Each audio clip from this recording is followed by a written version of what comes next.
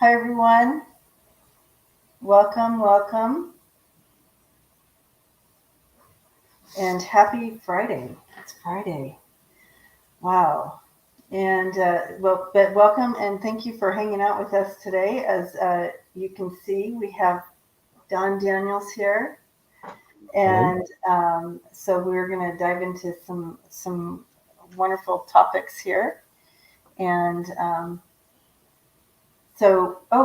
that reminds me, I know there's questions that came in too.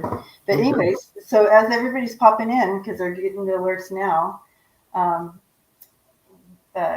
anything happening on your end, Don, that we need to know about before we get started? Like anything interesting, new? Oh, just working. Flunked retirement, you know. You guys, he retired, but he works more than what he did when he... Well, I retired from the airline, but they stole our pension with the bankruptcy, so now I'm flying charter, working twice as hard for half the pay. Ugh, frustrating.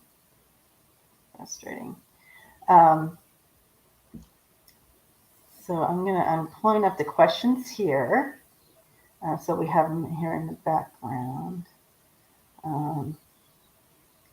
Anyways, sorry for the weird start, you guys. We had some technical difficulties before coming on. But here we are. You know how it goes. Okay.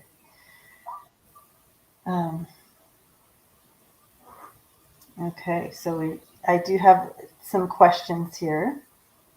But I feel like we need to talk about what we're going to talk about first, and then we can pull some of these questions in, because I feel like some of these questions may be answered as we talk about it.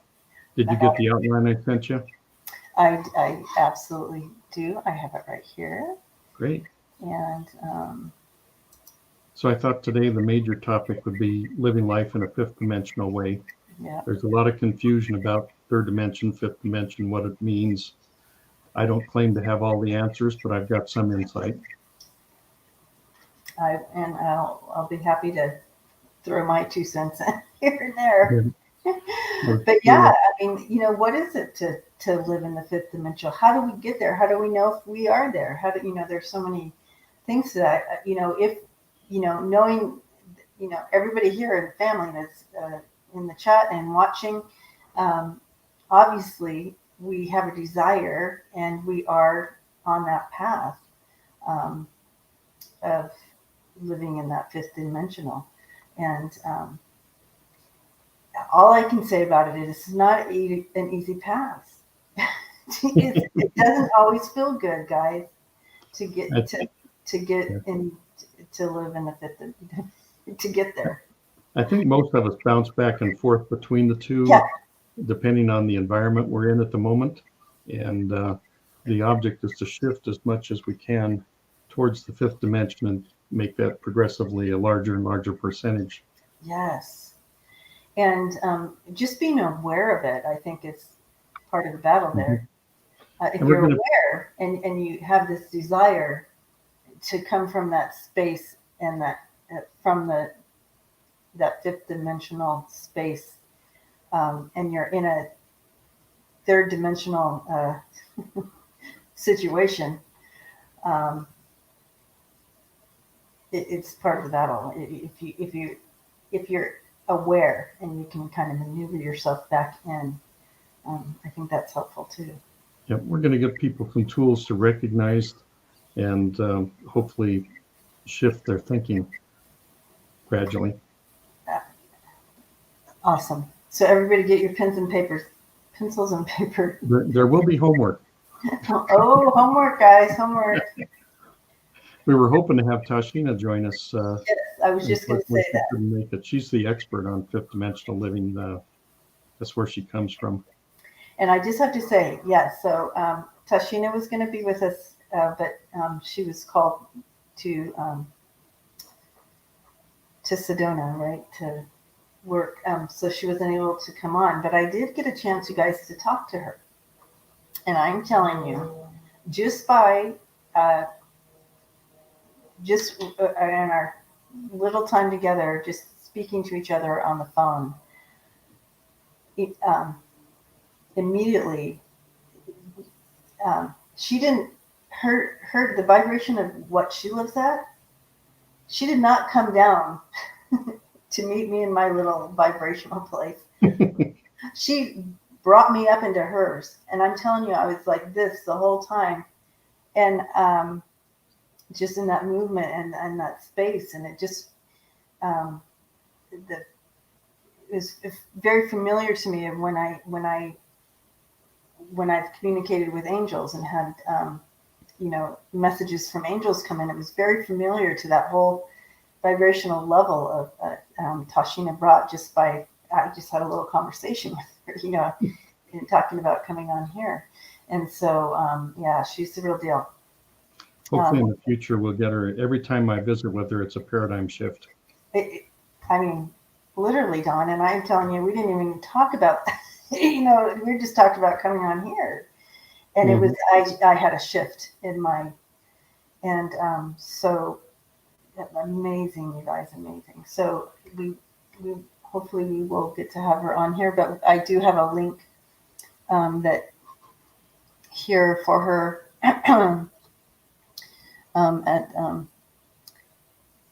that's the assignment. We'll give it later. Yeah. Okay. All right. So we'll give that assignment later, that link. All right. So I'm going to hand it off to you, Dawn. I feel like we have everybody's here that is supposed to be, and we are going to talk. And those who will be watching later. But let's living life in the fifth dimensional way. How do we do that? How do we get started? Tell us a little bit. First, kind of an overview of how I see third dimensional versus fifth dimensional thinking. Third dimensional is win-lose, zero-sum thinking, fear-based, ego, greed, backstabbing to get ahead type of thing, envy. I see fifth dimensional thinking as the more positive attributes of finding win-win solutions. And if you're always looking for win-wins, pretty quick win-win-wins and win-win-win-wins become, just come to you. So you can start to find solutions that benefit everyone involved.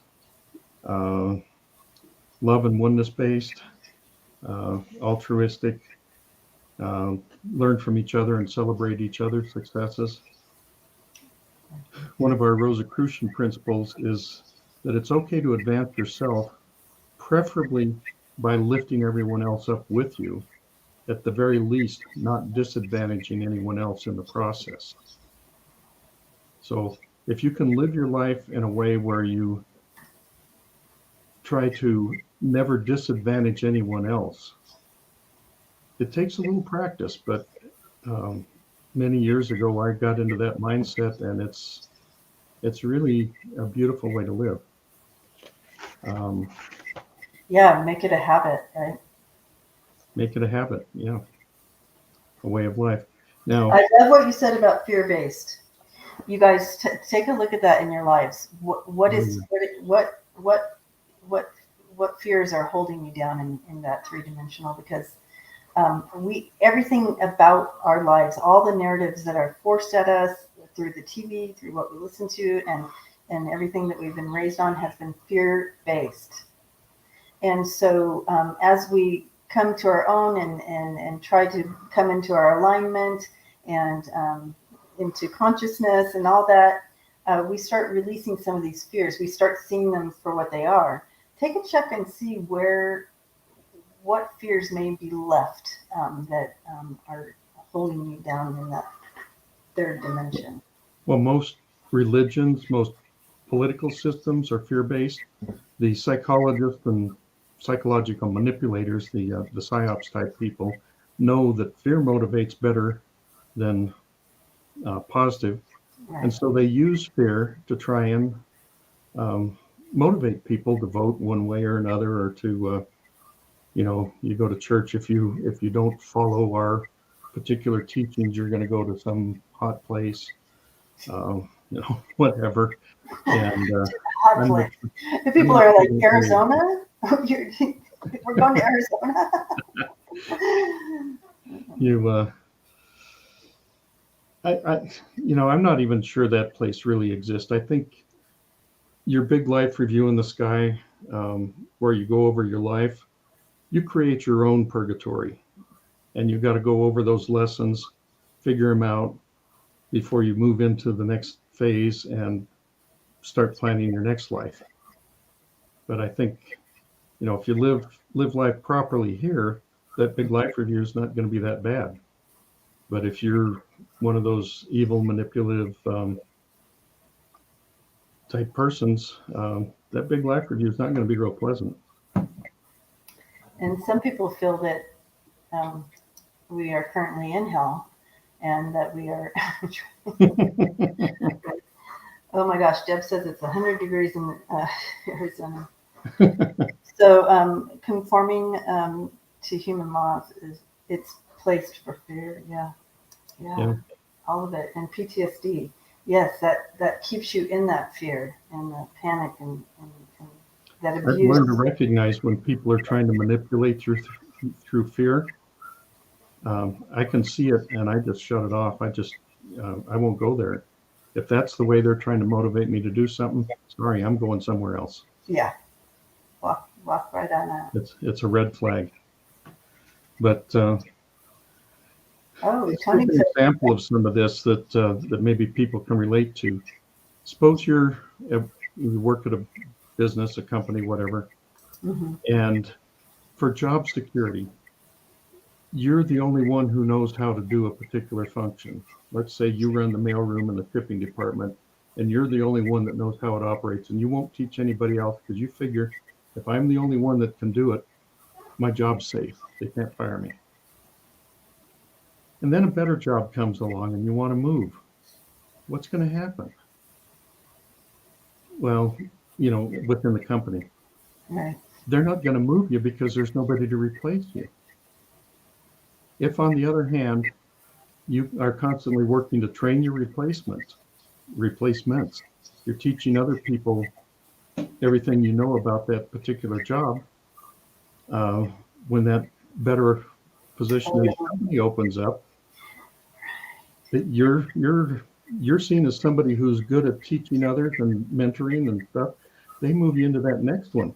You learn it, you teach it, you get your replacements all ready to go, and they may just bounce you around the company in the different divisions to learn the whole company. And the next thing you know, the vice president retires and they say, hey, you're the one who's trained a lot of the people in the company. They respect you. You know the whole company. Let's put you in this job.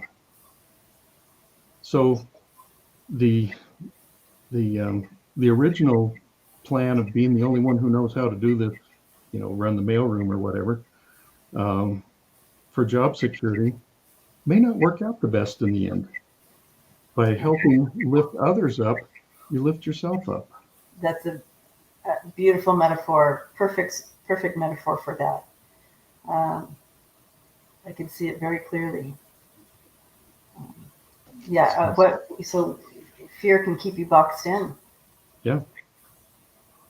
Fear about job security versus I'm secure enough in my being to train other people that they can take over my job at any time because I know I'm going to be okay because I'm doing the win-win thing. The win-win thing, yeah. And not the win-lose thing, right? Yep. You don't need to backstab other people to get to the top. That very seldom comes out well for anybody. Well. And a lot of people have talked about ego in here as well. They've mentioned some ego. Fear can keep you. Let's see. Why am I not seeing the chat? Okay. So up to your right hand corner, you put on comments. Push the comments. Not private chat. Don't put private chat. There we go. Now I can see. Okay. So have we had some questions already? We do have questions, but before we get into some of these questions, I kind of want to talk a little bit about, because some of the questions here coming in, it's like,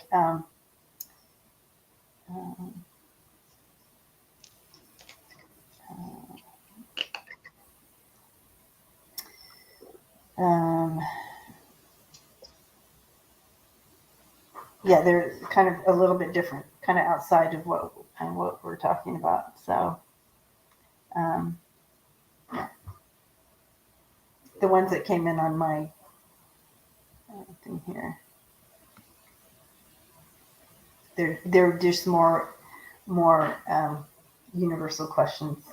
Okay. Not in regards to what we're talking about yet. So, Speaking of universal, have you seen those new photos from the James Webb Telescope? yes. I mean, a grain of sand at arm's length, and it's just full of galaxies. Anybody who thinks we're the only intelligent life in the universe is just very anthropocentric. At this point, they have such blinders on. Fear, their fear is keeping them in their box for sure, right? So I want to talk about the ego part of this. So ego, how does ego keep us in the third dimension? Oh gosh. Well, I hadn't really prepared an example of that, but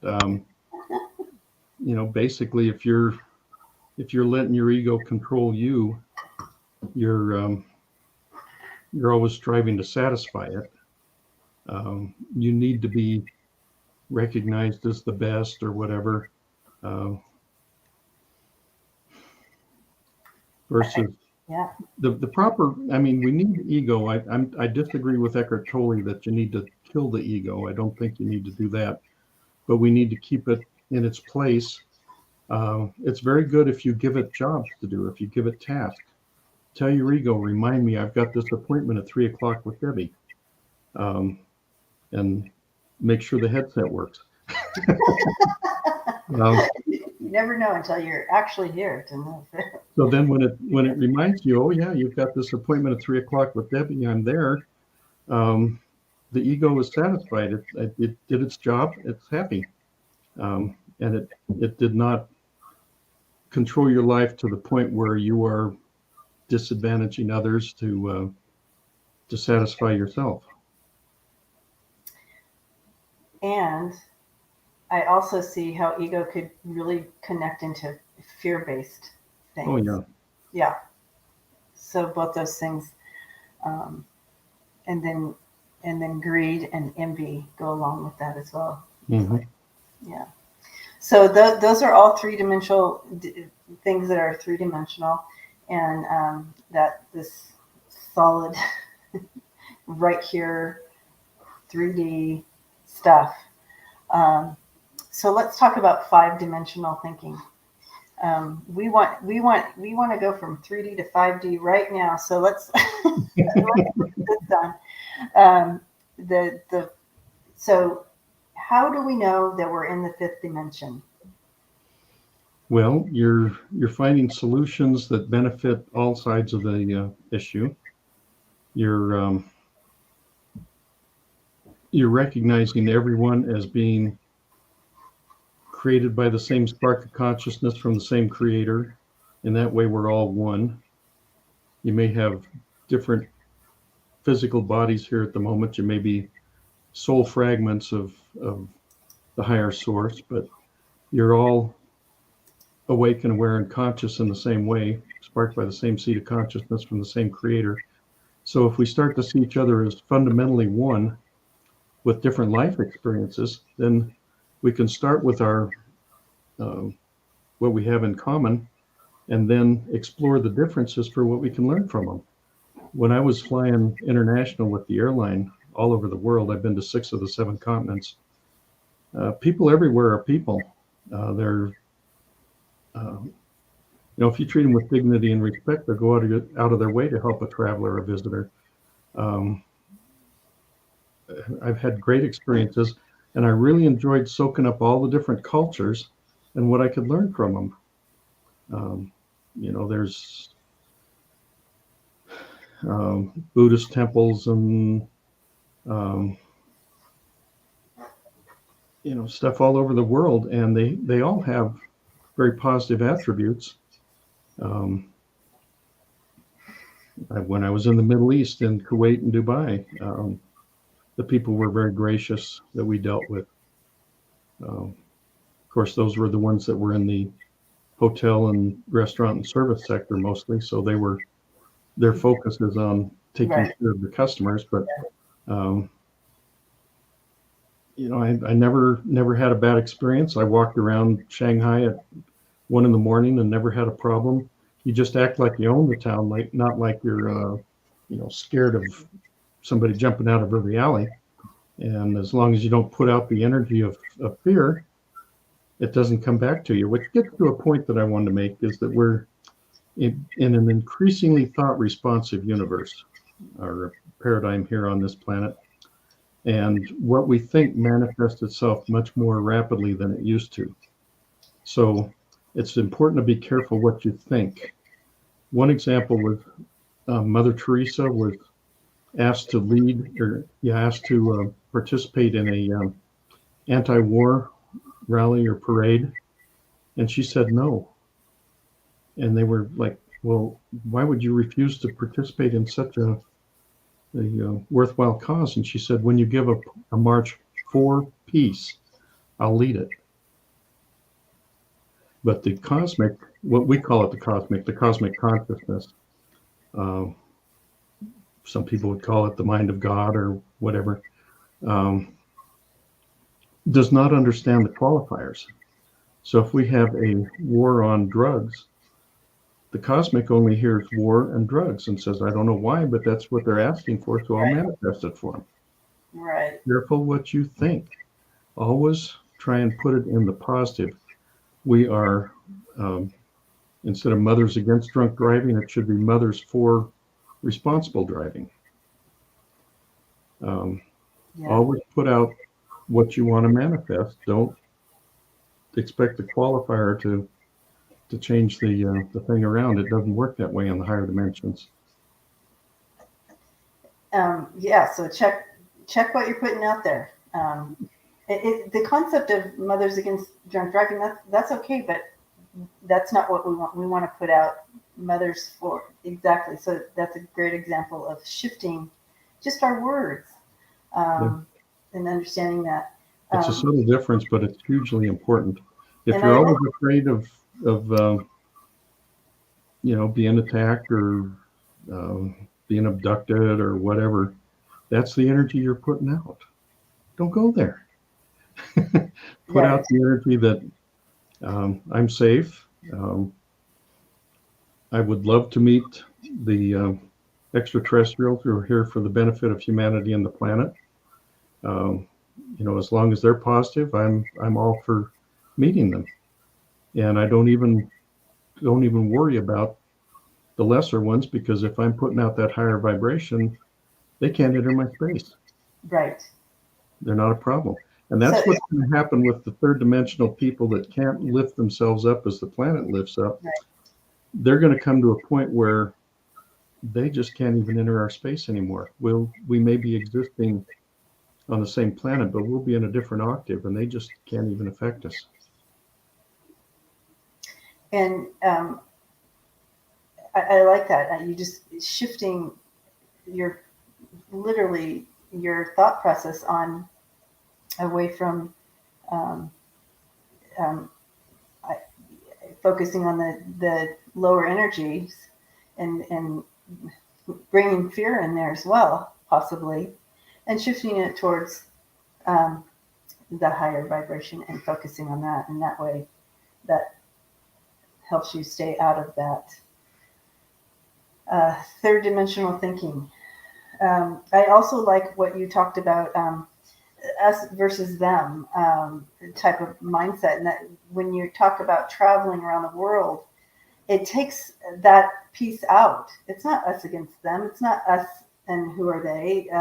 You know what I mean? It brings a connectedness. We are one. I feel like you experienced a lot of that when you traveled. It took any of those barriers down. It's not us versus them. It's us and them. We are one, connected. Well, Arthur C. Clarke said travel is the world's greatest mind-expanding drug. Perfect. But working with my mystical studies and starting to see everybody as one, then traveling around the world, and I think I mentioned this before, seeing them as all as people and equals and stuff, and relating in that way, that got to be easier and easier. But then talking with Tashina, one time when she was first coming out publicly, we did a conference down in Pagosa Springs, and it was one of her very first times speaking publicly. I did my presentation first, kind of laid the groundwork, but didn't spill the beans. And then we were in a break between sessions, and then she was going to do her presentation next, and she referred to herself as human. And I said, but I thought you weren't born on this planet. She says, I wasn't, but I'm humanoid, aren't I? 2 arms, 2 legs, head on top, 2 eyes, all that stuff. Duh. Like, okay, that subconscious us and them, us and extraterrestrial, that subconscious wall just disappeared, just like, oh. See, and so I do feel like it's a process. We continue to do that with things. But it's, you know that you're on the right track when you recognize it happening and you're able to put that wall down yourself. And so you guys check where you're at in this process, us and them. And it doesn't have to, it could be in different areas of your life. It doesn't have to be with people, but. And there'll probably be another bit of a barrier when I encounter some very non-human, like extraterrestrials. Right. The Horta, you remember that from Star Trek? So, yeah, so of course, but again, it's a process, and it's one thing to sit here and talk about it and go, well, of course, we're all one, but when you're face to face with something extremely different than what you've been looking at in the mirror, it's going to take a second. Yeah. Just notice your first reaction, your first impression when you meet people or just walking down the sidewalk as you pass people of different races, different ethnicities, different cultures, and just analyze, do a little self-analysis and say, okay, was that valid, or were some past prejudices sneaking in, and do I need to work on that? Am I coming from the 3rd dimension with this one or the 5th? Right. Love and oneness based, and that's what we've just been talking about, that love and oneness based in encountering the world around you. And we've been really challenged in this lately, Dawn, with our political climate and all of that. Well, here's another assignment for people. Okay. Go to Netflix if you've got Netflix and watch the video documentary, The Social Dilemma. Social Dilemma.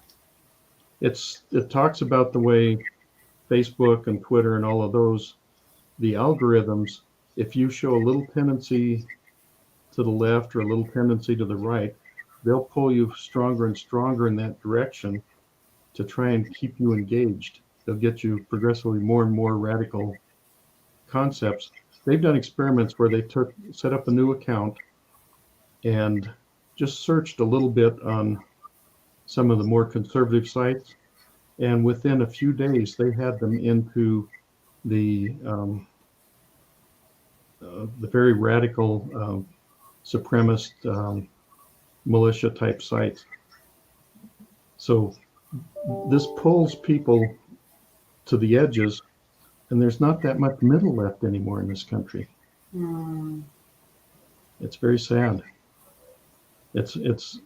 They have a totally different experience base and worldview than I may have, and it's hard to even have a conversation because you don't have any common basis to start from. So that's a trend that we've got to do something about somehow. Yes, it's on Netflix, and it's called The Social Dilemma. So it's very, very eye-opening. Yeah. So we're being offered lots of opportunities to work on love and oneness in our in our current climate. And so the next thing that you were talking about is altruistic. Do you want to talk about that a little bit? Well, that all kind of runs into the same It kind of does, yeah. concepts. It's just like the various psychic abilities, whether it's telepathy or precognition or remote viewing and stuff. It's all part of the same spectrum. But altruistic is just basically considering other people and making your actions at least not harmful to them, if not beneficial to all involved, so that you're not just being selfish, for your own benefit at the probably unconscious expense of others. Right. So, and we kind of already understand that a little bit of always in the mindset of pulling others up with you. You're not a lone ranger here in this experiment. I was going to say, as we move to more and more of a Star Trek economy, it'll be more of a barter system, more of a shared, you do what fulfills you and your needs will be taken care of. You help your neighbors with what you're good at. Maybe you're good at carpentry or whatever, and they help you with what you need. Maybe they're good at plumbing. And pretty quick, it becomes where you don't really need money. Tashina says any planet that has a monetary system, especially a debt-based fiat monetary system like we have, is a slave planet. It's a what? Slave planet. Slave. Oh yes, you're slave to it. We wouldn't work this hard if we had a whip to our back, but where we think we're working for money to take care of our needs, our family, etc., that's the unconscious or the invisible whip to our back. Yep. And I just heard that like 3 major corporations, investment, what do they call them? Big investment firms anyway, own so much stock in the U.S. that they control the equivalent of the entire GDP of the United States. 3 companies. Wow. And just the top 1/100th of 1% of the income earners control more than the bottom 50%. It's just, there's so much income inequality nowadays. We're even beyond the Gilded Age as far as income inequality, and it just riles me when, well, like I see all these tankers offshore in the Gulf of Mexico off of Houston, oil tankers. They take our oil, put them on a tanker, run them out into international waters, come back in, put it back in the system, and totally avoid paying any taxes. Who makes up the difference? You and me. Yeah. We all wind up paying for those corporate tax evasions. They're definitely not living in the 5th dimension. No. They're not about pulling everybody up with them, are they? Well, let's look at a couple of questions here, and then I want to get into the secrets of the Sphinx. Secret of the Sphinx. Okay. That's on page 2 of the. All right. My friend Sarah Bressman Cosme, that wrote the Hypnotist Journey to Atlantis, and then the second book is the Hypnotist Journey to the Secrets of the Sphinx.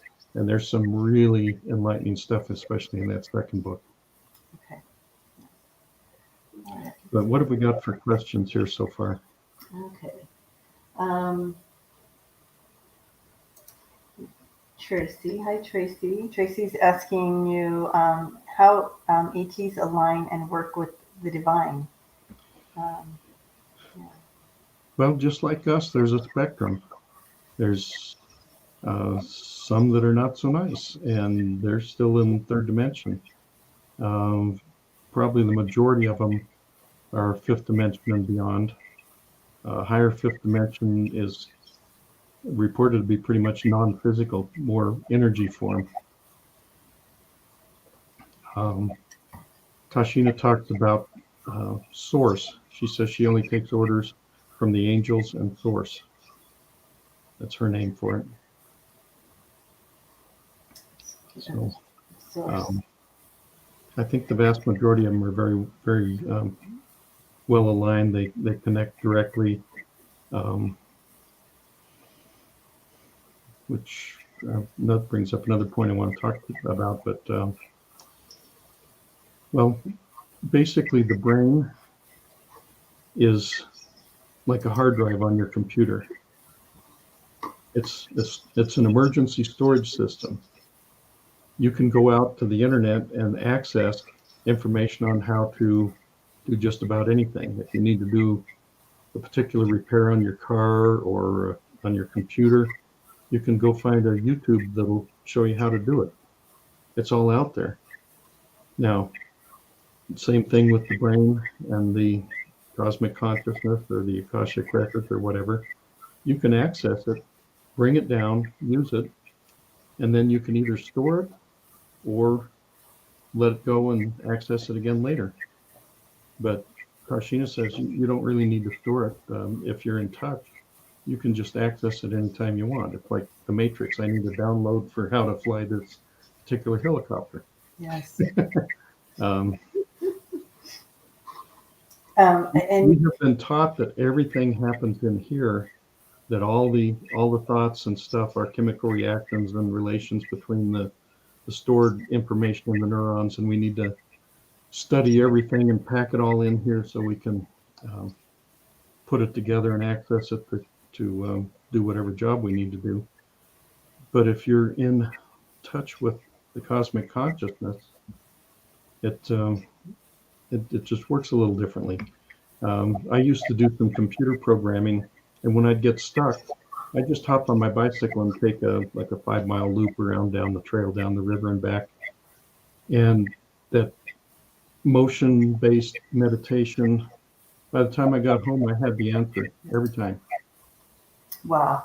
And that's because you, it's almost like you but it pushes you into that alignment with your soul self, because your body is working out here hard, and so but your soul isn't doing that work, your body is, and so you're able to hear. That's why when you're open to the inspiration, the intuition. Yeah, the intuition is one way that we communicate with the cosmic or with the extraterrestrials. Some of my connections that were conscious, it felt like just a download. And then later on, the inspiration came for a poem, like that first poem of mine, Friends in High Places.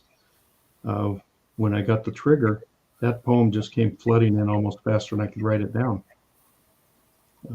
So the inspiration was there, and then it just got triggered.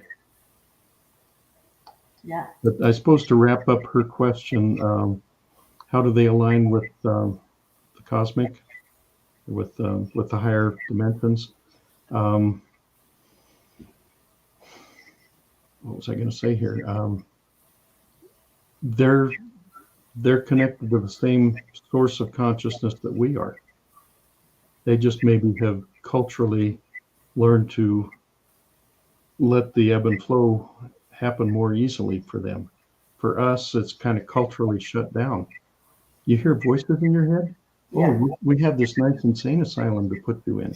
Exactly. We have been totally shut down, guys. And so, who's talking to you in your head? Like when you're silent and someone is talking to you and you hear answering in your head, like things that you think you're wanting to say back, and you hear it in, who is that? Who is that talking in your head? It's you. It's your soul. It's your soul. It's the part of you that keeps living when this body's gone. One thing mystics have to do is learn how to discern between that still small voice that is your higher self, your inner consciousness, versus the ego that may be trying to push you in a less than desirable direction. Yeah. So when you can learn to discern the difference between that still small voice and the voice of the ego, then you're really on the path. Okay. How much longer before we can rest and find comfort? Yeah. Get Sarah's second book, The Hypnotist's Journey to the Secrets of the Sphinx. She talks about that directly. Basically, what she does is she hypnotizes her patients, does past life regressions, and she talks to their higher selves and their guardian angels through that person while they're in hypnosis. And they've said that we have basically already won, that the planet has ascended to the fifth dimension, but it's just going to take a little while for the third dimensional paradigm to give up. They're going down kicking and screaming. But it sounds like within the next 3 to 5 years, there's going to be a major shift. But and we're in a shift right now. We're in it. Yeah. Journey. I'm writing this down too. Secrets of. Is there a way we can put those links in the chat there so people can pull them down? I am doing that right this second. All right. Great. You are so sufficient. Sphinx. I put Phoenix.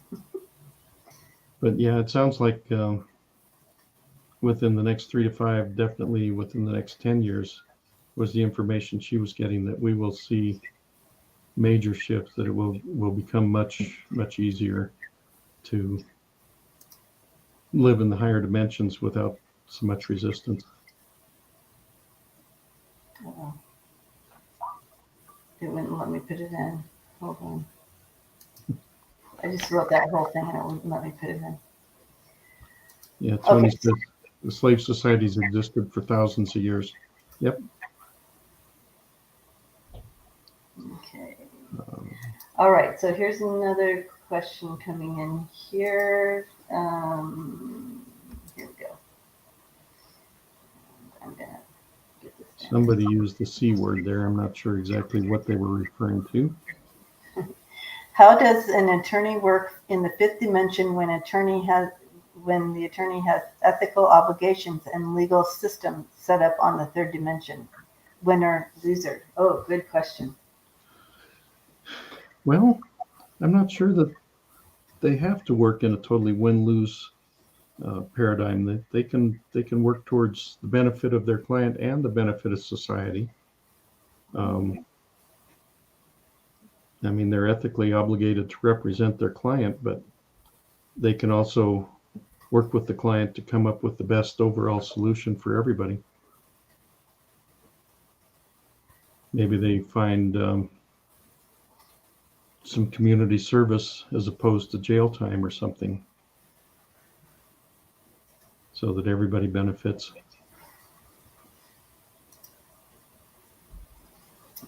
Okay. I like that.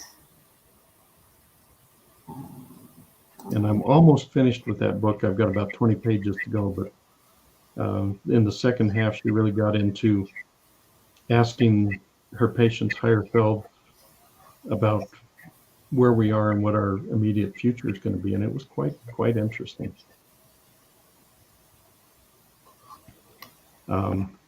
So this is the book, The Hypnotist's Journey to the Secrets of the Sphinx, that we're going to talk about in a second. But let's see. Here's another. Okay.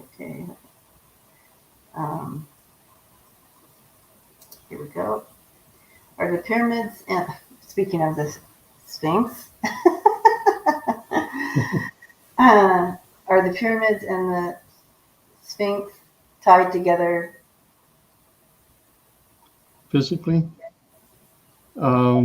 They're very close physical proximity.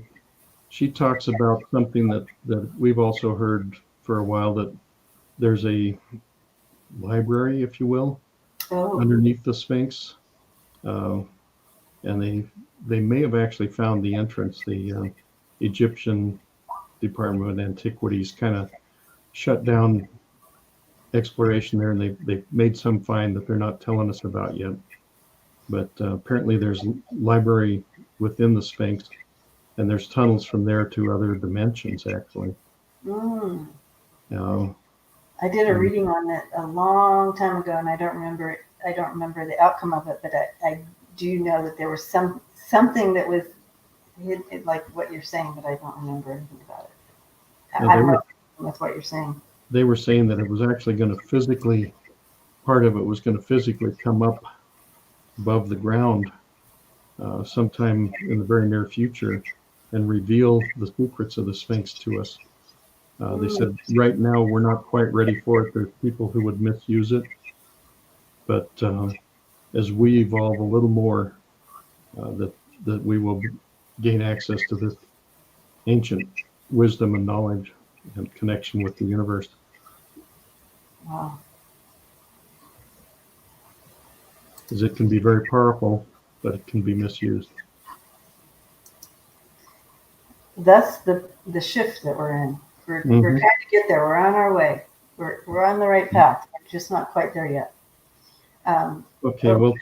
Mary says Scott and Andrea discussed it on Mystery Wednesday. Oh, okay, there you go. What's that? Scott and Andrea discussed it on Mystery Wednesday on their channel. Oh, I'll have to go back and find that one. Yeah, we'll have to all go back and watch that for sure. So Tony's asking, are the reptilians currently working with governments, world leaders, CEOs like Elon Musk and monarchies, etc.?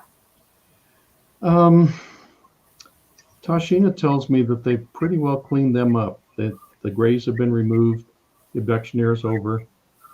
They've cleaned up most of the reptilians. There's apparently still a few in deep underground bases and underwater bases, but they're not having much influence on the governments and such anymore. And basically, what we have is the remnants of the human side of those cooperative agreements. I'm not sure what you'd call them because they were negative, but the human side is now kind of working without support from the reptilians. They're trying to hang on by themselves, but they're losing ground. So. Okay, and we have a couple more questions here. Is karma still something we still need to work off? Yeah.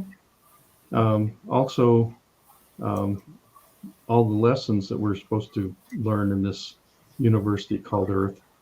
We're a schoolhouse planet and a mixing pot planet. And you can think of it like college. There's certain core curriculum and there's electives. And you can take the courses in somewhat different orders, but you have to complete the whole curriculum to get the degree. And I think Sarah will forgive me for reading one paragraph from her book that I just read this morning. It says, Earth is a school of ascension. Earth is like a school for souls. You can complete the grade. Some people skip a grade, but the way it's set up is, unless you learn your lessons, you just keep repeating them. You have to move up the ladder to graduate, to ascend. So you have to become a more enlightened being to move up to the fifth dimension, sixth dimension, etc. Wow. So that may be karma if you don't learn the lesson. Yeah, I mean, there's just different wording. I'm hearing that there's different, same concept, different verbiage. Yeah, that came through one of her patients in a session. Wow. In their higher self. Okay. Wow. All right. Terry asks, do you see shifting of the poles and climate migration? Well, we're getting climate migration just due to the general warming of the planet. We've got climate refugees already. That's a lot of what the Somalians that are fleeing because their climate is just, they can't grow enough food there anymore. Shifting the poles, the magnetic pole is constantly drifting. That's why they periodically have to realign the runways at airports and stuff, because the magnetic pole has drifted enough that now they're a few degrees different than they were. As far as flipping the physical poles, the rotational axis, I don't really see that. Some people talk about it, but I think they may be confusing a magnetic pole shift with a physical rotational pole shift. Mm-hmm. But again, I'm not the ultimate authority on that, but that's just the way I see it. It's a great question, though. All right. And so back to the journey to the secrets of the Sphinx. And you guys can continue to throw questions up. I'll star them. And if we have time at the end, we'll continue on some of these fun questions. But let's talk about, is there more that you wanted to cover in regards to her book? Well, yeah. the So, majority yeah, of it, so Scott's here. We read on the Sphinx. Do you remember, Scott? I was just saying, I know that we read on this a long time ago. I just didn't remember the outcome. I couldn't remember what we got, but I knew that there was something. Hi, Scott. Oh, my goodness. Sorry, I missed your last program. They dumped a whole year's worth of study on me and to be done in 3 months. And then I've got to go to recurrent training next month also. So I got to study for that. So I'm feeling a little overwhelmed at the moment. Yeah, you don't have time to do anything fun like watch YouTube. All right, so Earth is called the School of Ascension. Yep.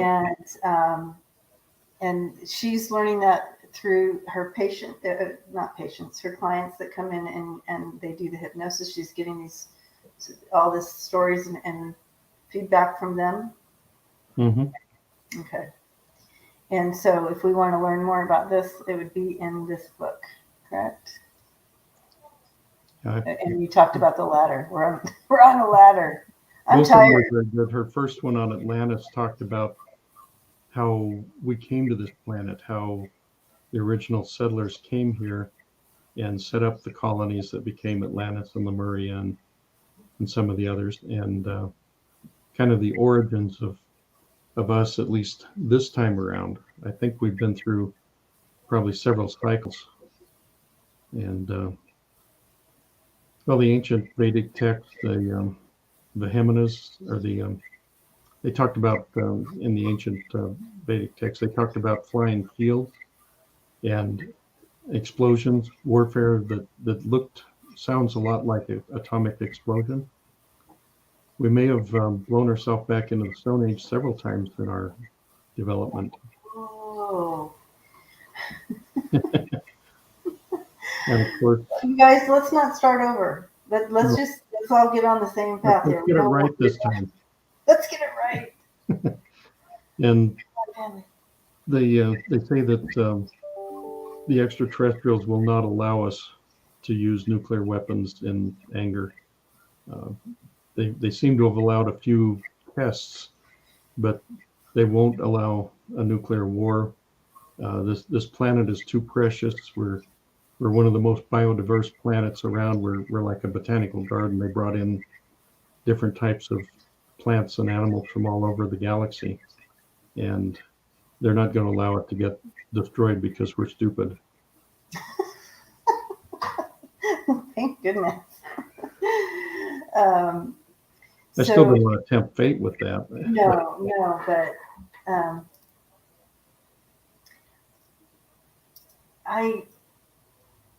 Tony's got a good question there. Okay. Have the children beginning with the indigos been incarnating in the third and fourth dimension, and currently children in the fourth and fifth? I think I was an early indigo. The indigos were to come in. We're kind of the spiritual warriors. We're going to clean up the mess. The crystal children are the higher dimensional. They're the ones who bring the spirituality, the oneness, the love-based paradigm into being. And so, yeah, the kids that are coming in nowadays are so connected, so tuned in. They don't learn the same way that we did back in the day. Of course, even I was bored stiff with the way schools worked back then. Yeah. But, they gave me all kinds of special assignments to keep me occupied. But these kids coming in nowadays, they're connected. They're connected to the grid, and they just get bored in school, so they fidget and daydream and tap their foot and get labeled ADD, ADHD, and they don't know how to deal with them. They don't know how to challenge them, how to teach them the way they learn. So they label them ADD and they drug them into normalcy. That's part of why Tashina's on this planet. Her purpose is one of her purposes is to help develop curriculum to teach these kids the way they learn so they can develop their full potential, not drug them into normalcy and destroy their potential. So she had to go through getting a master's in education and do some teaching in the public school system, and she was very disappointed with the level of corruption that she encountered. Then she became principal of a school on the Native American reservation and was working with the kids in a more enlightened manner. Mm-hmm. And so that's part of the reason she's here. But that's part of why I met her, because when she had to go into the big city to get her master's in education, she was totally overwhelmed by what we would call mainstream society. And she needed a little help figuring out how to integrate in and get by. She would blow up light bulbs and toasters and stuff just being in the proximity. I would imagine so. I'm telling you guys, when I talked to her just on the phone about just regular stuff, her vibrational level was intense. Yeah, it was amazing. She'd set off the magnetometer at the airport, just wearing no metal at all, just her body energy. She couldn't wear a electronic watch. I found her some mechanical wind-up watches over in China and gave her a collection. She'd set off dog alarms half a block down the street. They'd start barking at her from way down the street. We figured that one out. I figured several of them out. The dogs, she'd been attacked by a pack of dogs walking home from school when she was a kid. And they were chasing her, and she went running up to this random apartment building, knocked on a door, and the guy opens the door and sees the dogs coming, pulls her in, shut the door. And, so she was just deathly afraid of dogs. So even our little miniature greyhound who, shoulders down, tailed up, you want to be friends, just terrified her. So we talked about it and said, they really feed off the fear. Mm-hmm. And what I do is I mentally kind of greet the dog telepathically, nice dog, pretty girl, whatever. And just kind of mentally say hi. And so towards the end of that weekend, we took a walk around Evergreen Lake, and she wanted to try it. So we got about 2/3 of the way around the lake. She's kind of mentally keying off, or telepathically keying off the way I interact with the dogs. And about 2/3 of the way around, I said, Tashina, you realize you haven't set off a single dog alarm yet? She goes, check. Awesome. So, I found some ways to help her, and she found some ways to, bring my consciousness up and enlighten me. It's been a quite an interesting relationship. And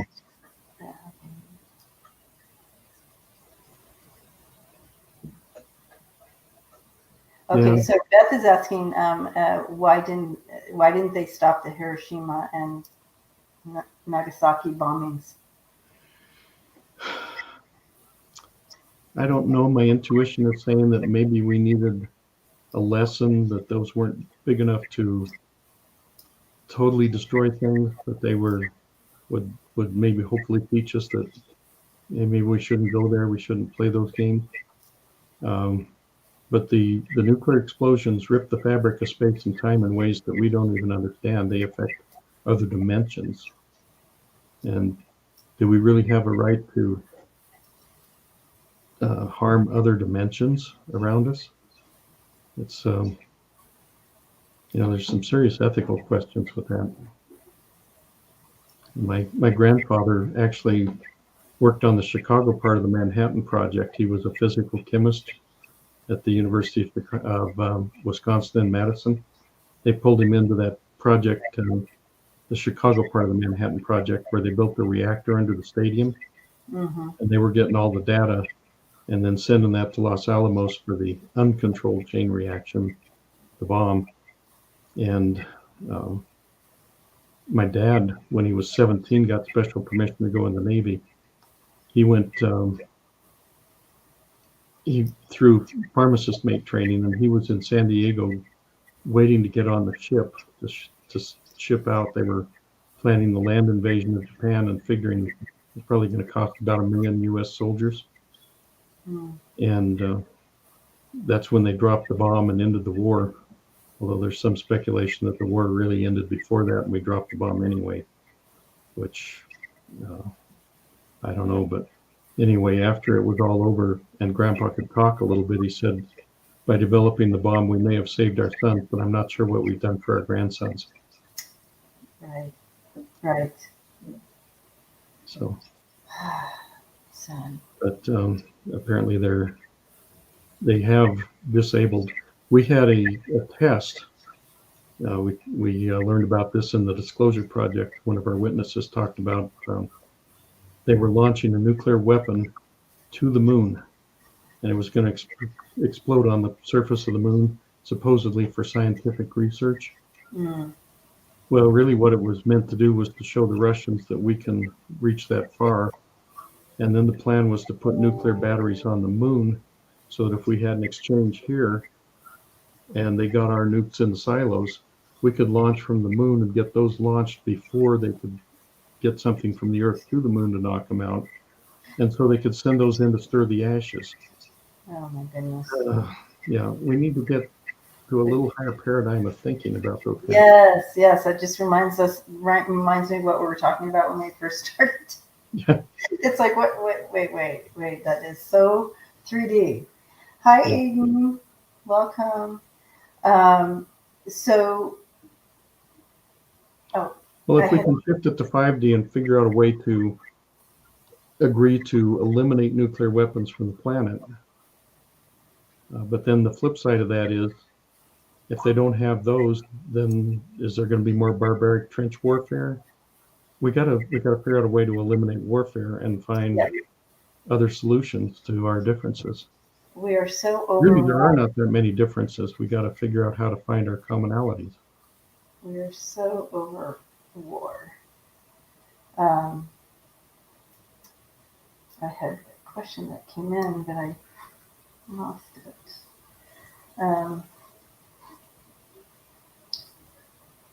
Okay. Oh wait. Someone asked.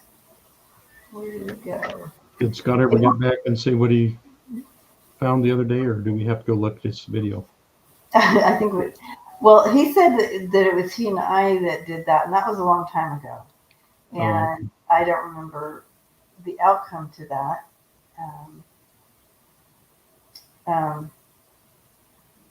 And I'm looking for, I know there's another question. You guys have questions, go ahead and put them in and I'll star them. Here's one that came in. There's another one here. While we're at it, the book Icebreakers by Mark Kimmel.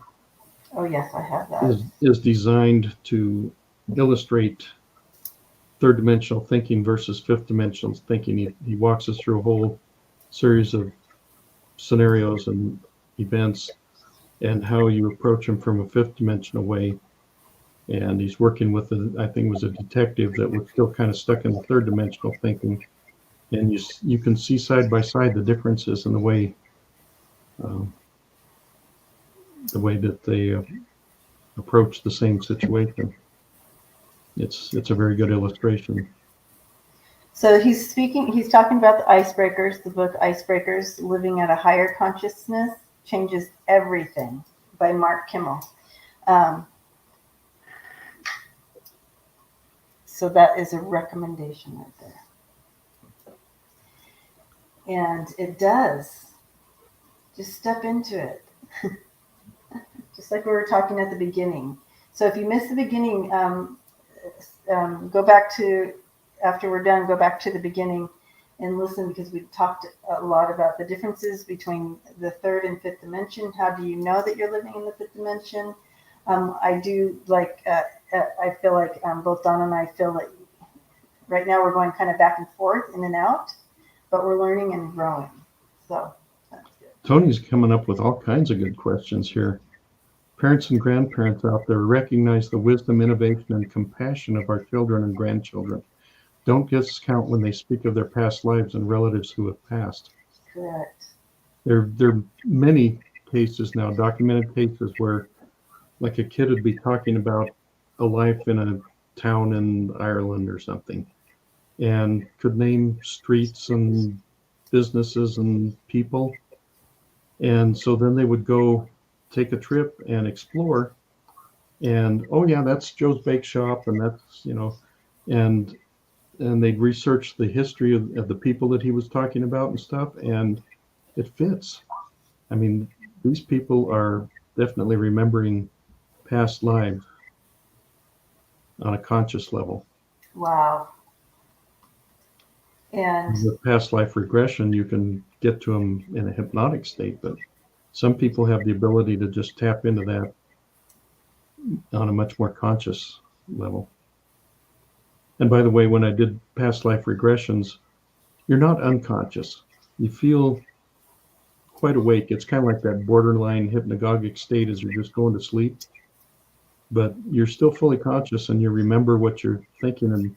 And sometimes you'll think, well, is this real or am I just imagining this? But the hypnotists say that it's really accessing a deeper level, and it's pretty yeah, much, it's kind of just that in between, like almost like you're just kind of very like, yeah, just like you described, like that right before you're kind of waking up or going to sleep.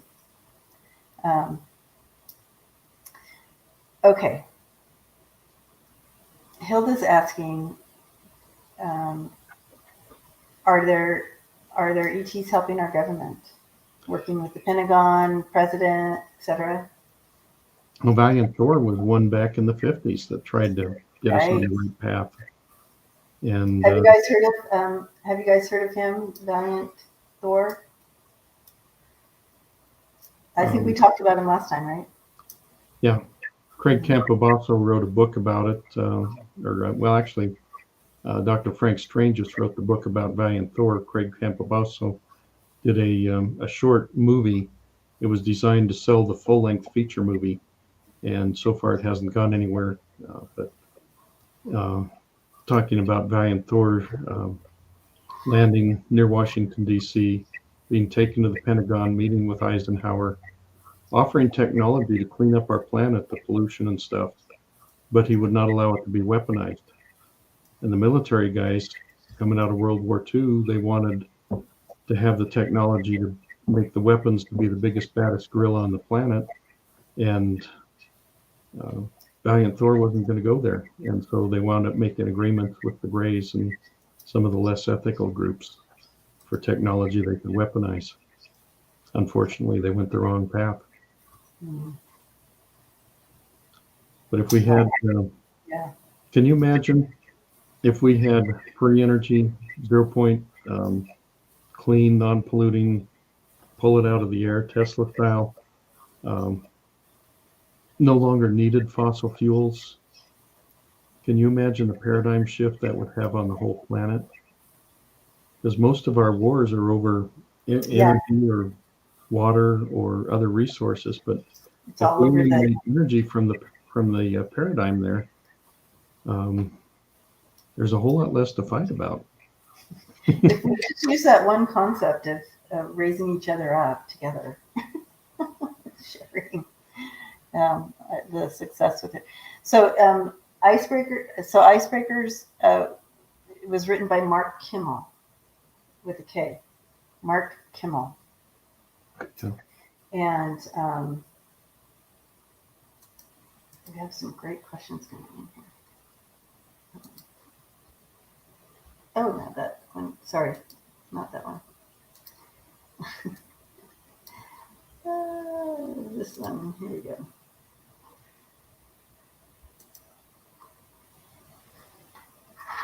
It's always my quality, right? Yeah. Yeah. Slave to that money. Can you comment on, hi Terry, can you comment on how the upper dimensions protect or stop other energies? Not warfare, but like shielding? But like what? Like shielding, instead, I've seen energy balls that throw up shields. Are they talking on a personal or an interplanetary planetary? Because I've heard that they have deflected some meteors and comets that would have been damaging to the planet.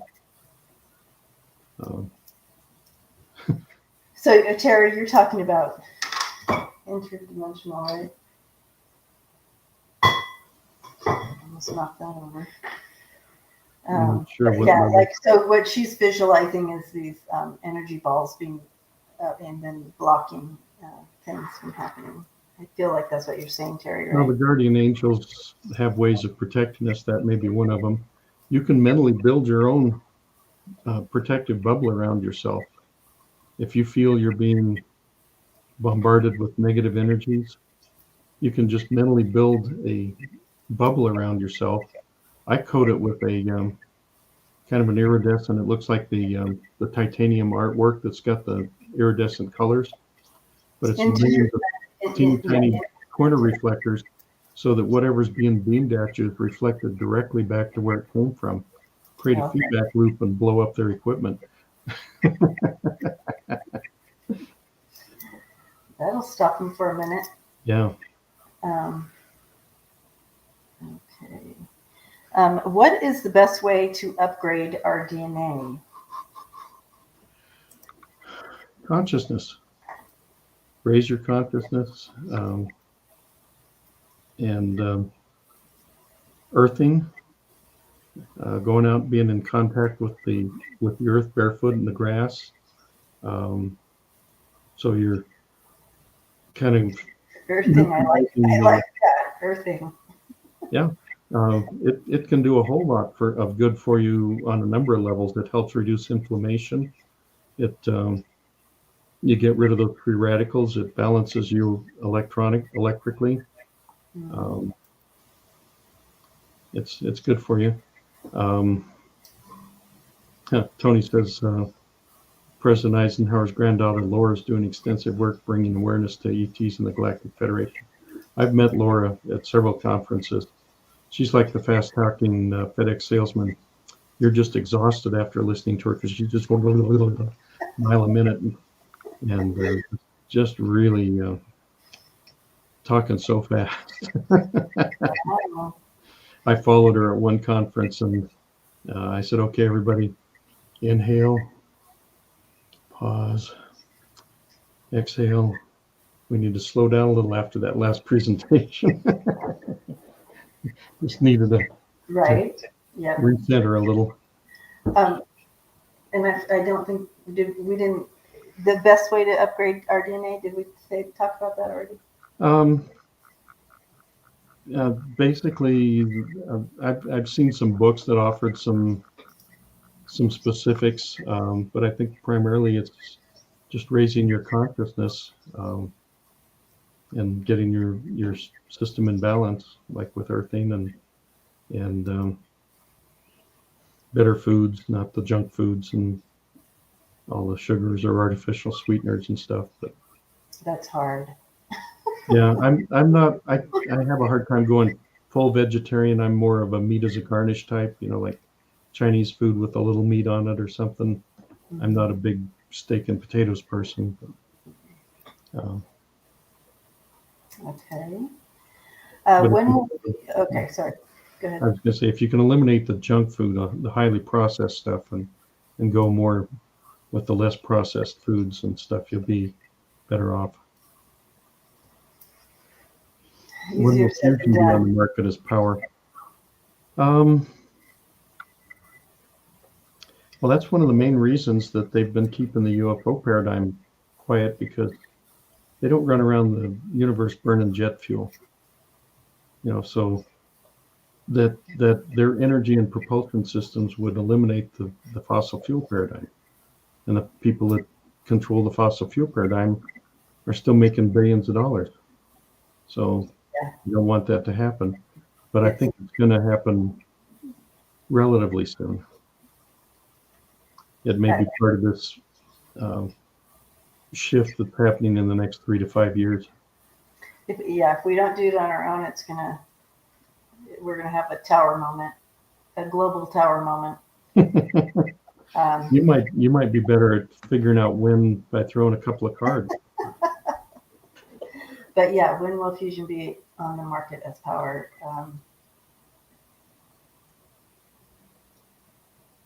They keep saying fusion's 40 years off, but there's some new technologies that are getting closer. Yeah. But I'm not sure fusion's the final answer. I think I think there's some 0 point energy. Yeah, there's something else coming in there but as far as fusion, I'm getting a number 5 around it. So 5 years within 5 years. I could be wrong, but that's what I'm getting. Well, in the higher dimensions, time is not linear. It's this event plus this event creates this event. So it's more event driven than calendar driven in the higher dimensions, which frustrates us if we're living in linear time. Yeah. Yeah, it does, because we're like, wait, you said 5 years. Well, you all have free will. And those money hungry bastards. That wasn't fifth dimensional thinking. All right. Will the NASA committee publicly produce full disclosure of how long they have known about UFOs? They're so invested in having covered it up for so long that to admit it now would be admitting they covered it up in the past. So they're kind of in this paradigm of, how do we get out of this? So what's happening is they're leaking pieces of it here and there. Yeah, I call it the control drip, the drip drip of controlled disclosure. Yes. They're doing a little at a time. Oh, there may be evidence of bacterial life on Mars. Yes. Well, who built the pyramids and the structures on Mars? Yes. Was that bacteria? Come on, guys, just get on it. Yeah. So I feel like the way they're handling it is allowing things to be leaked out, allowing people. Maybe some people aren't ready, but some people will never be ready. The ones we're going to have the most trouble with are the fundamentalist religious groups that are so invested in their paradigm that, we are created in the image of God and nobody else anywhere in the universe. And also the scientists who have been so wrapped up in the paradigm that they've developed and taught and learned over the years that it's going to be very hard for them to shift. And that's that's where we need to get out of us and them kind of speak, right? All right.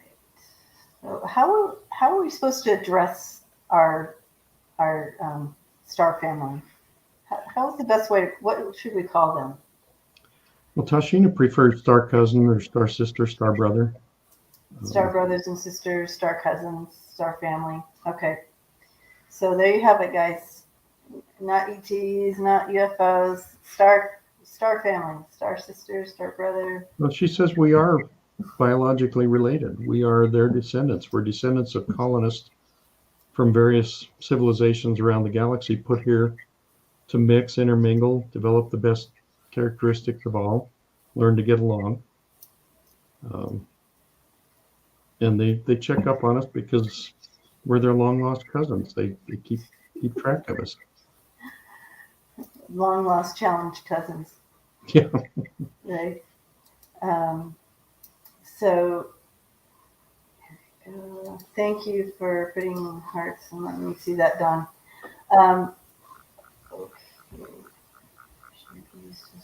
Okay, we already answered that one. Okay, Tracy. Hi, Tracy. Yet, Dawn, I have some healthy fears for good reasons with ETs, but I also have a knowing of the beauty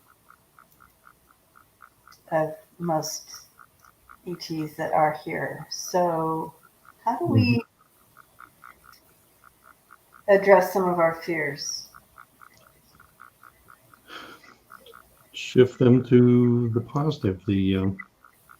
Put out the energy that you only wish to work with those who are here in the best interest of humanity and the planet. Don't worry about the others. As long as you're in that higher vibrational energy, they can't enter your space. And one thing I saw said that how did that go? The greeting, if they come into our space, they're supposed to ask permission. And my question would be, are you here in the best interest of humanity and the planet? And if they say yes, then I say, how can I help you? How can I assist in benefiting the planet? Not what can you do for me, but how can I help with the process? That's interesting. And, some of the fear too is based on what we are shown on TV, on media, and in that, obviously we have they can do whatever they want to us, the planet. We have no recourse. They're so far advanced and so far ahead of us. And that's what keeps being shown to us. We have no control. We have no blah, blah. They keep the fear in us so be aware, be aware. Well, if they wanted to take us out, they would have done that a long time ago. As an example, I built a little grid, just a little 4-square grid. Top left corner is they're benevolent, we're friendly, win-win. Bottom right corner is they're aggressive, evil, whatever, and we're we fight back the battle, and that's a lose-lose. Although we're probably going to lose much bigger than they will. But the other squares are like if they're kind of neutral, and we approach them in a benevolent manner, we got a chance of turning them to friends. If, however, they're kind of neutral, and we approach them aggressively, like the military or whatever, and shoot at them, like most everybody's trying to do, it's like got a chance to turn them into enemies. So, we're not going to win in any of the battle scenarios. So we might as well try being friendly and benevolent. We got the best chance of a good outcome that way. Yeah, and that's part of why I feel the government has tried to hold this all secret, is because we have no control over any of this, and they don't want to show that to the world. They don't want to. Well, the military commanders feel like they got to be in command. They got to be in control, and for them to be kind of helpless it affects their ego. We're back to 3D. We're back to that ego thing that they gotta be the one in control. How dare they enter our space? Yes, I've heard of Nassim Haramein. I've been to some of his lectures. I've been to some of the people that work with him.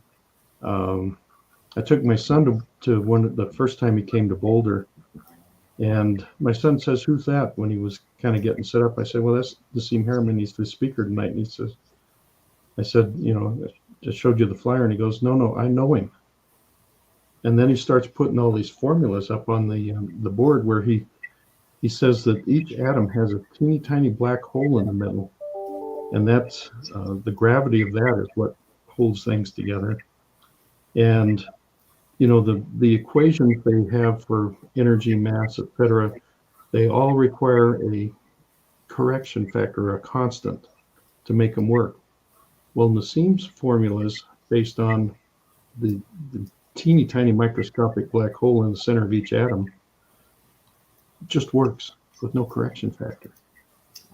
Occam's razor, the simplest solution, it just works. But my son is watching these formulas on the board, and I'm looking at that going, boy, it's going to take me a little while to figure out the math. My son says, no, I understand it. I go, okay.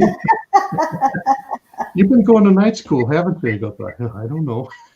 I don't know. But he's now working, he works for Tesla. Oh, wow. As a technician. And he went from, he did 6 months in the shop learning. Then they put him out on a mobile service van where he's out working in the field all by himself. Then they brought him in as a team lead, all in less than a year, which they said is pretty unprecedented.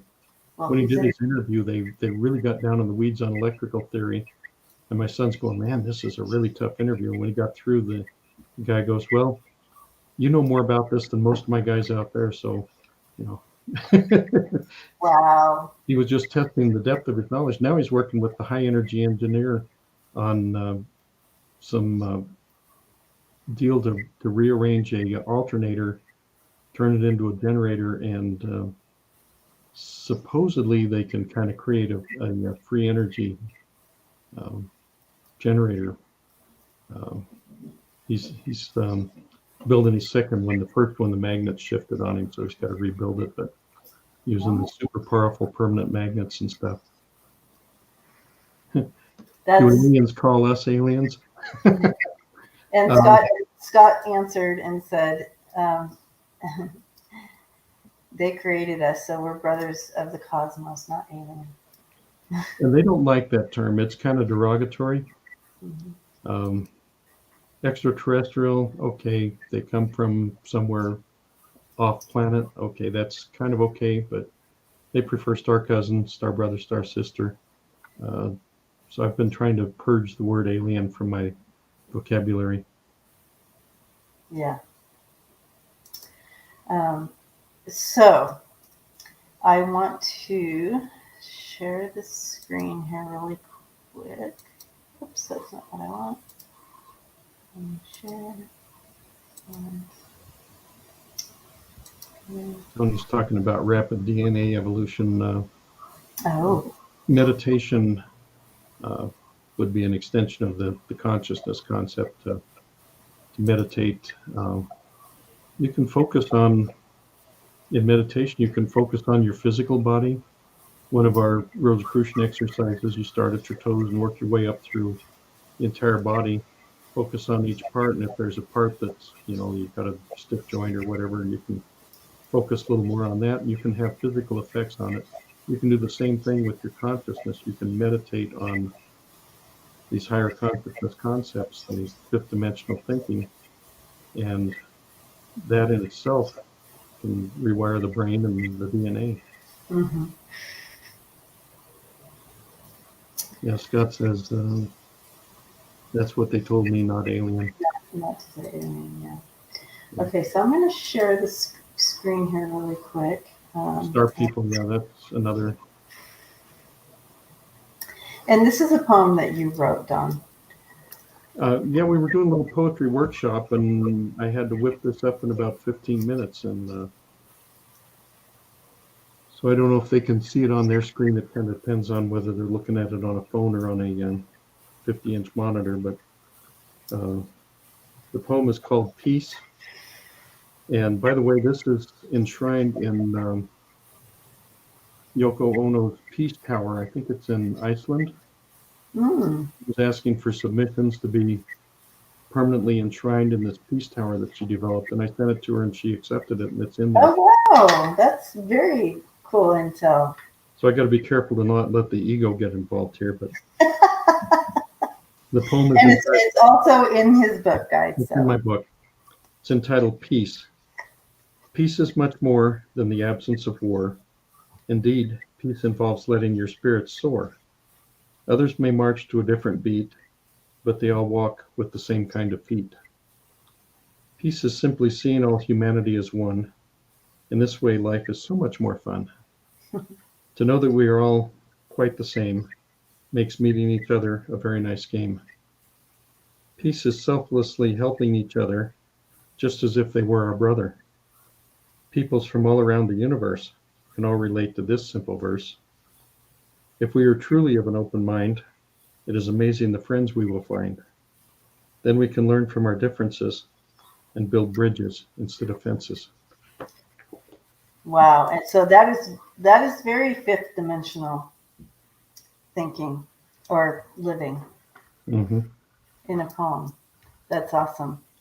I'm going to also add some. So I want you to set this up. So we're at the end of our time here, but if you want to, I'm going to put this link in the chat here for you guys.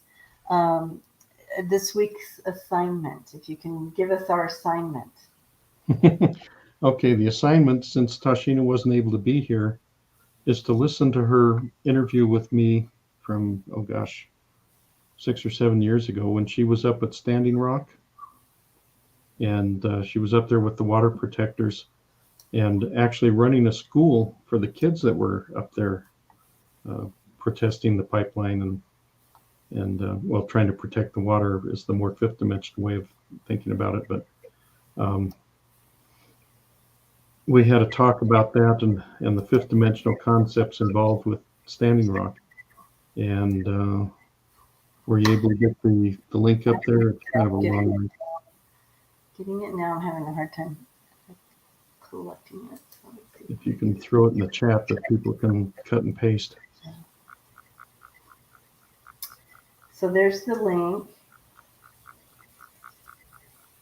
And I really encourage you to hop on and listen to her and just,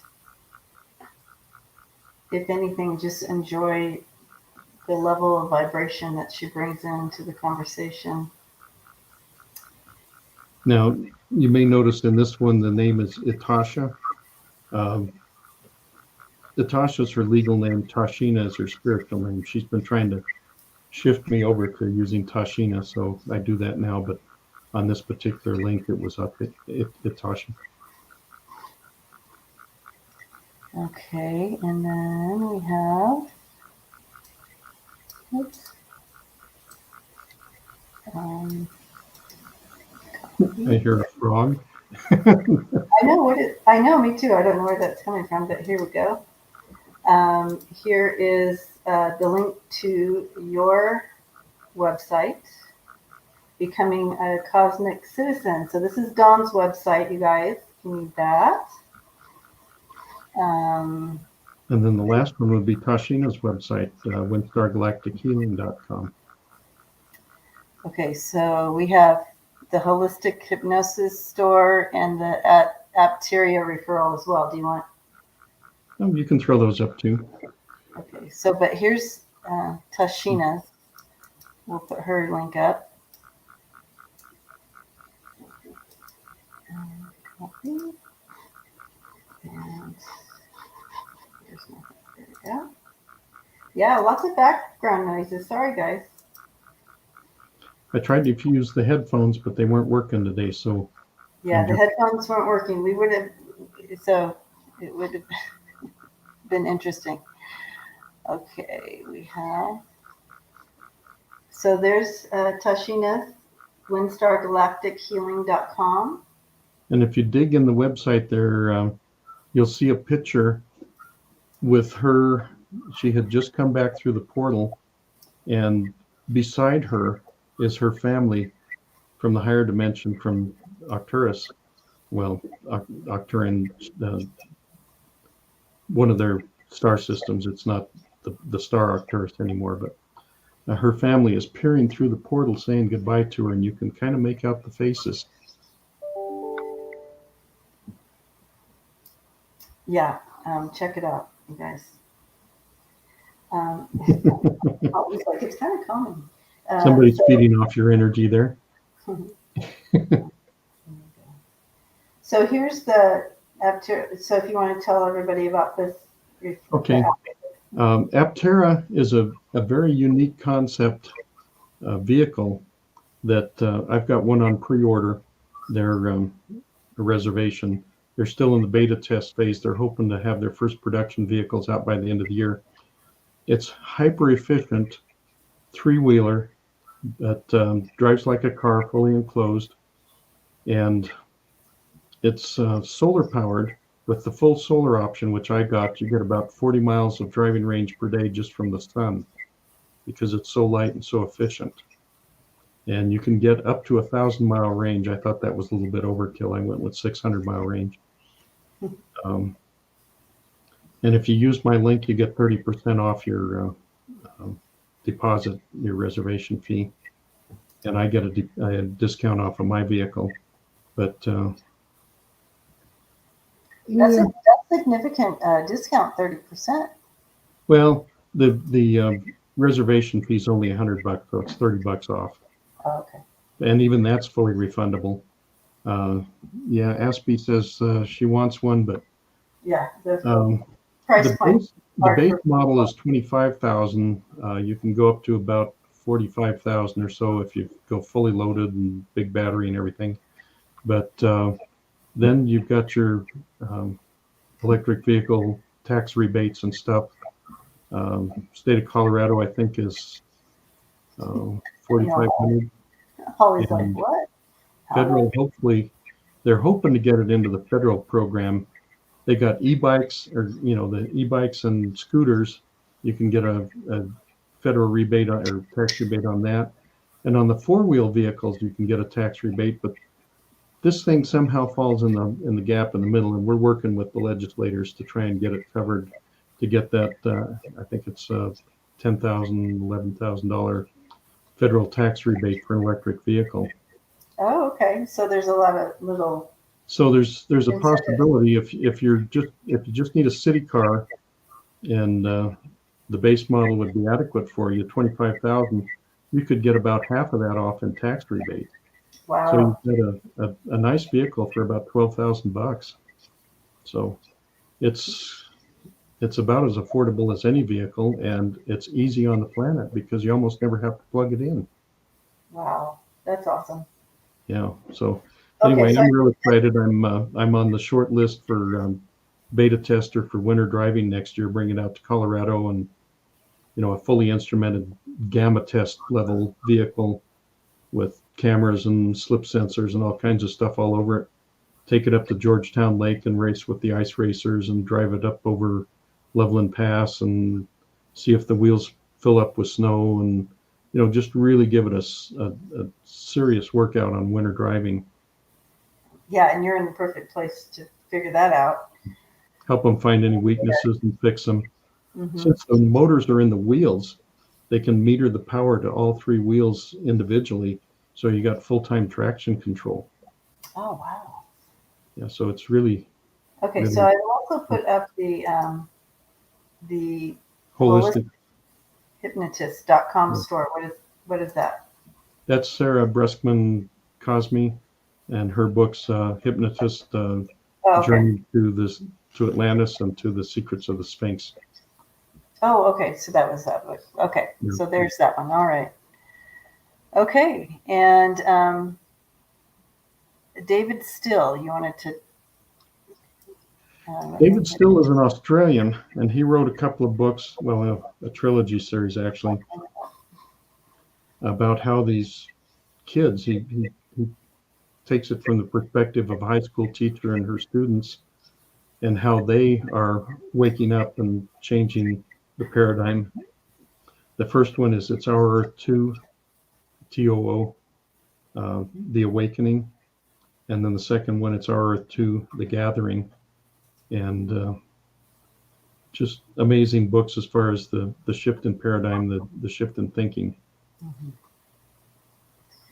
So we've given you a lot of things to read, that's for sure, you guys. But the simple one is to plug into that podcast with Tashina. Yes, and that's the actual homework.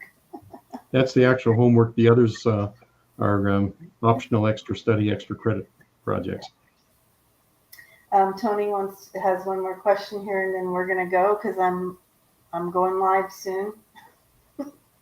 Okay. Friday Night Live, guys. Newsflash Friday. Snowstorms affect the snow of the solar panels? Question mark. Well, of course, clouds, snow, anything like that that gets on it is going to reduce the effectiveness. But brush the snow off if you're around. My typical trip is I drive to the airport. The car sits for 2 weeks. I drive home. A Tesla would be running the battery down just from the stuff that's running all the time in the background, and I'd have lost significant battery by the time I get back from a trip.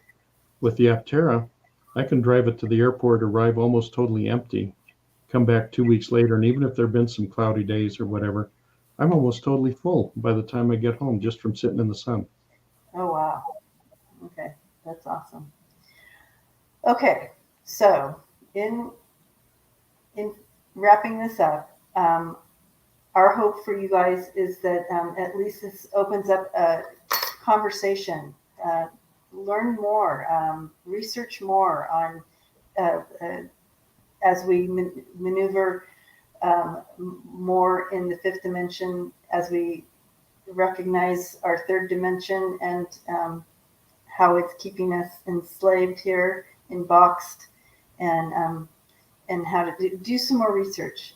Keep that conversation going. Our hope is that this just kind of opens up some more, like, oh yeah, and learn more. Well, my recommendation would be become conscious of your thinking and realize that your thoughts manifest, they create your reality. So make sure your thoughts are about the kind of reality you want. They affect not only your reality, but the collective reality. So are your thoughts beneficial to the whole of society, or are they centered on you? Work on uplifting the whole of humanity to a higher dimension. Yes. Lifting each other up. Celebrate each other. So blessings to you all, and we will see you again as we continue this conversation. So blessings to you all, and love one another.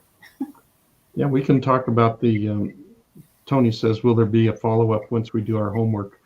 You can submit notes to Debbie, and we can talk about it next time. Yes. Yep. Let's keep this conversation, and hopefully we'll get Tashina on here at some point. But she's out saving the world. Yeah. Well, once we get her on here, it's going to be a real mind blower for people. Yeah, it certainly will be. But remember that she is also people. She lives on a higher consciousness plane, but she's people just like us. Yep. I can't say enough about her, and I only talked to her for 5 minutes. So anyway, Okay. Bye, guys. Bye-bye.